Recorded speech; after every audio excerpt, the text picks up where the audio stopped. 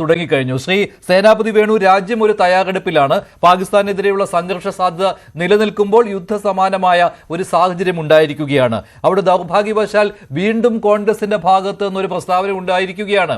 ഇത് AICC president തന്നെ നേരിട്ടാണ് ഇത്തരത്തിലുള്ളൊരു പ്രസ്താവന നടത്തിയിരിക്കുന്നത്. മല്ലികാർജുൻ ഖാർഗെ അദ്ദേഹം പറയുന്നത് ഒരു ഇന്റലിജൻസ് വീഴ്ച അവിടെ സംഭവിച്ചു, അതുകൊണ്ടാണ് ഇത്തരമൊരു ആക്രമണം ഉണ്ടായത് പഹൽഗാമിൽ. അത് മാത്രമല്ല, അതിലെ ഗുരുതരമായ കാര്യം എന്ന് പറയുന്നത് ഈ ആക്രമണം നടക്കുന്നതിന് 3 ദിവസം മുൻപ് തന്നെ ഇന്റലിജൻസിന് വിവരം കിട്ടിയിരുന്നു എന്നാണ് മല്ലികാർജുൻ ഖാർഗെ പറയുന്നത്. അതുകൊണ്ടാണ് പ്രധാനമന്ത്രി നരേന്ദ്രമോദി കശ്മീർ സന്ദർശനം വേണ്ടെന്ന് വെച്ചത് എന്ന് പോലും അദ്ദേഹം പറയുകയാണ്. എന്ത് വിവരത്തിന്റെ അടിസ്ഥാനത്തിലാണ് ഇത്തരം ഒരു കാര്യം കോൺഗ്രസ് പ്രസിഡന്റ് പറയുന്നത്?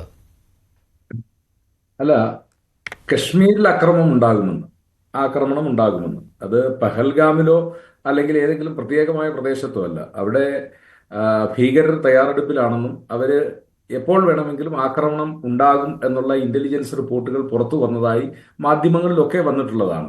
അത് അവിടെ ഈ കാഷ്വാലിറ്റിക്ക് ആക്രമണത്തിന് വിധേയരായിട്ടുള്ള ബന്ധുക്കളും അവരുടെയൊക്കെ പല ചർച്ചകളിലൊക്കെ അവർ പറഞ്ഞിട്ടുണ്ടായിരുന്നല്ലോ, അവിടെ വരും ദിവസങ്ങളിലൊക്കെ ചില രീതിയിലുള്ള ആക്രമണങ്ങൾ ഉണ്ടാകാൻ സാധ്യതയുണ്ട്. ഒന്ന്, അമർനാഥ് തീർത്ഥാടനത്തിലുള്ള മുന്നൊരുക്കങ്ങൾ നടക്കുന്ന എല്ലാ കാലഘട്ടങ്ങളിലും അവർ ഈ രീതിയിലുള്ള പ്രവർത്തനങ്ങൾ ചെയ്യാറുള്ളതാണ്. അപ്പോ അതാണ് ഒരുപക്ഷെ മല്ലികാർജുന ഖർഗെ ചൂണ്ടിക്കാണിച്ചിട്ടുള്ള ഒരു കാര്യം. അപ്പൊ ഒരു കാര്യം ശരിയാണ്, അവിടെ സുരക്ഷാ വീഴ്ചയുണ്ടായി എന്നുള്ള കാര്യത്തിൽ ആർക്കും തർക്കമില്ല. സുരക്ഷാ വീഴ്ച അത് മറ്റൊന്നുമല്ല, അവിടെ മതിയായ രീതിയിൽ ആയുധധാരികളായ അല്ലെങ്കിൽ സായുധ സേനയെ വിന്യസിക്കുക എന്ന് പറഞ്ഞാൽ ഡസൻ കണക്കിനൊന്നും വേണ്ട, 2-3 പോലീസുകാർ അല്ലെങ്കിൽ പാരാമിലിറ്ററിയുടെയോ അല്ലെങ്കിൽ മിലിറ്ററിയുടെയോ ആളുകൾ അവിടെ ഉണ്ടായിരുന്നുവെങ്കിൽ നിശ്ചയമായും ഇങ്ങനെ ഏകപക്ഷീയമായ ഒരു ആക്രമണം സംഭവിക്കില്ല എന്നുള്ള കാര്യത്തിൽ തർക്കമില്ല.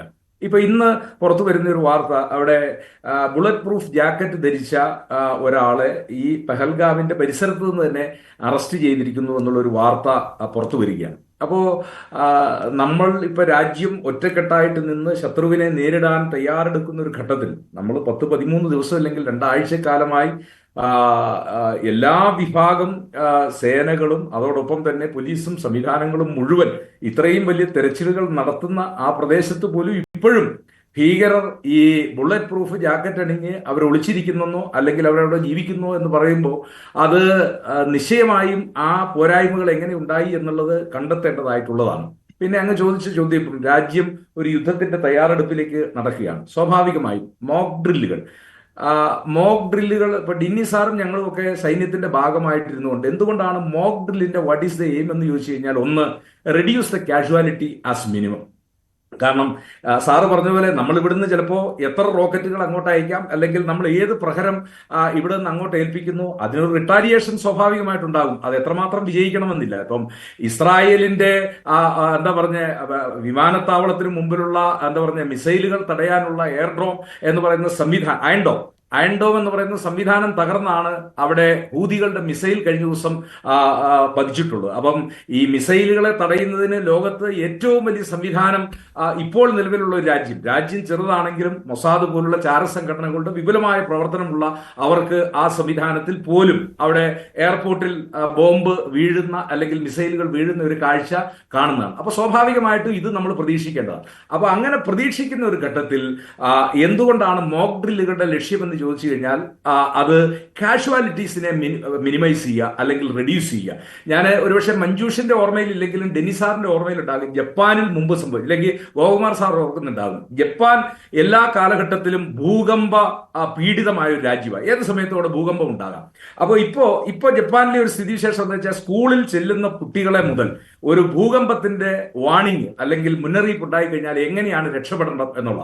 മുമ്പ് അവർക്ക് സംഭവിച്ചത്, ഈ ആളുകൾ ചാടി ഓടി ഒരു പാലത്തിലേക്ക് കയറി 2 സൈഡിൽ നിന്നും ആളുകൾ വന്ന് സ്റ്റാമ്പേഡ് ഉണ്ടായി ഡസൻ കണക്കിനോ 100 കണക്കിനോ ആളുകൾ വെള്ളത്തിൽ പോയി മരിക്കുന്ന ഒരു സാഹചര്യം. എന്ന് പറഞ്ഞാൽ ഭൂകമ്പത്തിൽ ആളുകൾ മരിച്ചതിന്റെ 10-20 ഇരട്ടി കാഷ്വാലിറ്റി ഈ സ്റ്റാമ്പേഡ് വഴി ഉണ്ടായ ഒരു സംഭവം ജപ്പാനിലുണ്ടായി. അപ്പൊ അതിനുശേഷം ഇപ്പോ അവിടെ സ്കൂളുകളുടെ പാഠ്യപദ്ധതിയിൽ തന്നെ ഒരു വിഷയമാണ്, ഒരു ഈ വാണിംഗ് ഇത് മുഴങ്ങിക്കഴിഞ്ഞാൽ എങ്ങോട്ടാണ് നിങ്ങൾ ഓടേണ്ടത്, ഓരോരുത്തരും ഓടേണ്ടതും എവിടെയാണ് ചെന്ന് നിൽക്കേണ്ടത് എന്നുള്ള കാര്യം അവരെ വളരെ ചെറുപ്പകാലം മുതലേ പഠിപ്പിക്കുകയാണ്. അപ്പൊ ഇത് തന്നെ ഇപ്പൊ നമ്മളിപ്പം 71 ശേഷം നമുക്ക് യുദ്ധാനുഭവം എന്ന് പറയുന്നത് 99. പക്ഷെ അത് വളരെ പരിമിതമായ ലിമിറ്റഡ് വാറായിരുന്നു. അത് ആ കാർഗിൽ മലനിരകളിൽ മാത്രം ഒതുങ്ങി നിന്ന വാറായതുകൊണ്ട് നമ്മൾ ബാക്കി ആളുകളൊന്നും ഇതിന്റെ പ്രശ്നങ്ങൾ പുറത്തോട്ട് അറിഞ്ഞില്ല എന്നുള്ളതാണ്. പക്ഷേ ഇനി ഉണ്ടാകാൻ പോകുന്ന ഒരു യുദ്ധം അതെവിടെയും ബോംബ് പൊട്ടാം, എങ്ങനെയും ആകാം. പണ്ട് നമ്മൾ കേട്ടിട്ടുണ്ട് രണ്ടാം ലോകമായ യുദ്ധകാലത്ത് ഒരു ബോംബ്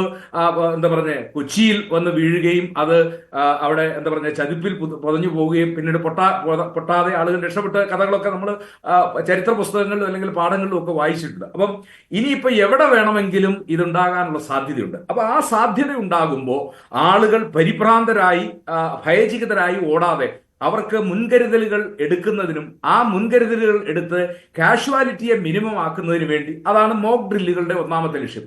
2, ആളുകളിൽ ഒരു കോൺഫിഡൻസ് ബിൽഡ് ചെയ്യുക. ഒരു ആക്രമണം ഉണ്ടായിക്കഴിഞ്ഞാൽ ഭയപ്പെടാതെ രക്ഷപ്പെടാനും ഒക്കെയുള്ള ഒരു മാർഗം. ഇപ്പോഴും ഞാൻ വിചാരിക്കുന്ന ഒരു യുദ്ധം നമ്മുടെ നാട്ടിൽ ഉണ്ടാവില്ല. കാരണം യുദ്ധം എന്ന് പറയുന്നത് അത് ചെറിയൊരു കാര്യമല്ല, അത് അവസാനത്തെ റിസോർട്ടാണ്. ആ റിസോർട്ടിലേക്ക് നമ്മൾ പോകും എന്ന് ഞാൻ കരുതുന്നില്ല. കാരണം ഒരു യുദ്ധമല്ല ഇപ്പോൾ നമ്മളെ സംബന്ധിച്ചിടത്തോളം. പക്ഷേ ഒരു മിലിറ്ററി ഇഡിയം ഞാൻ മുമ്പൊരു ചർച്ചയിൽ പറഞ്ഞതാണോ എന്ന് എനിക്കറിയില്ല. ഇഫ് യു വാണ്ട് പീസ്, നിങ്ങൾ സമാധാനമാണ് ആഗ്രഹിക്കുന്നതെങ്കിൽ പ്രിപ്പയർ ഫോർ എ വാർ. നിങ്ങൾ സജ്ജരായിരിക്കണം, അല്ലെങ്കിൽ ശത്രു കടന്നു വരും എന്നുള്ളത്. അപ്പൊ നമ്മൾ സജ്ജരായിരിക്കുകയാണ്. നമ്മൾ സജ്ജരായിരിക്കുക, ആ സജ്ജരാകുന്ന ഒരു പ്രക്രിയയാണ് ഈ മോക്ക് ഡ്രില്ലിലൂടെ നടക്കുന്നത്. ശരി, ഞാൻ ഒന്ന് ഇടപെടുകയാണ്. ശ്രീ മിഥുൻ വിജയകുമാർ, ഇന്ന് മല്ലികാർജുൻ ഖാർഗെയുടെ പ്രസ്താവന